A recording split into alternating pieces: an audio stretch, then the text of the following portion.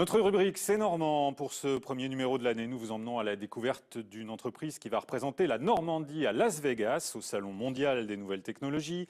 Basé à Caen, Saut Numérique s'est spécialisé dans les espaces Internet et dans la réalité virtuelle. Damien Mignot et Cyril Duponchel.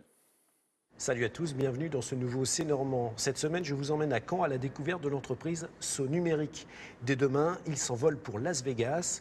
Il représente pour la deuxième année consécutive la Normandie au Salon mondial des nouvelles technologies. C'est Normand, c'est parti.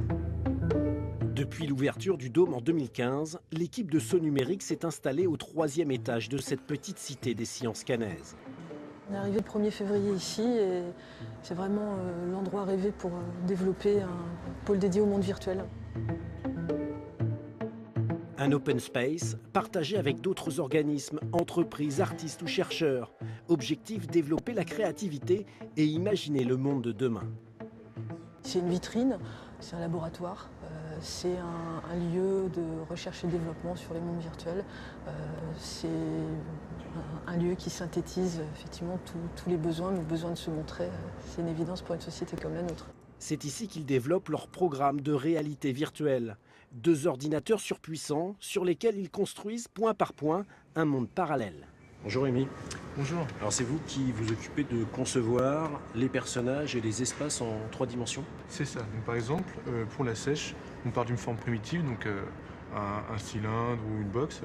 On a des points et on les étire, on en a créé des nouveaux pour arriver à une forme, donc ici la sèche. Et ensuite, une fois qu'on a réussi à créer cette modélisation, on la texture, donc ici sa peau, vous voyez un peu zébrée, et on l'anime.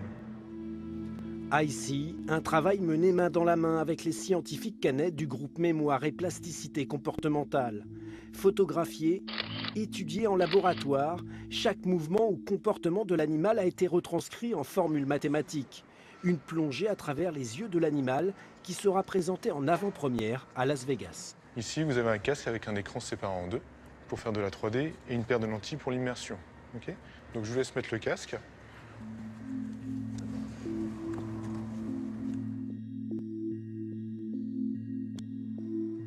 Tout est très écrit, très calculé forcément pour que le nageur ait l'impression de pouvoir faire ce qu'il veut. Il faut qu'on ait envisagé toutes les hypothèses, qu'on les ait posées au bon endroit, au bon moment, puisque l'objectif ici, c'est de faire une copie du monde réel. On est dans une représentation du monde réel.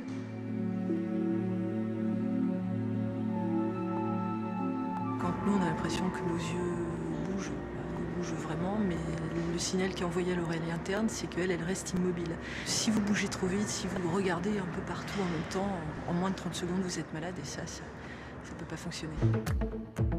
Grégory Castel est l'associé de Marie-Pierre Bénard. Lui s'occupe de l'aménagement des territoires numériques. Plus simplement, il développe des espaces ou des sites internet et surveille leurs performances quotidiennement.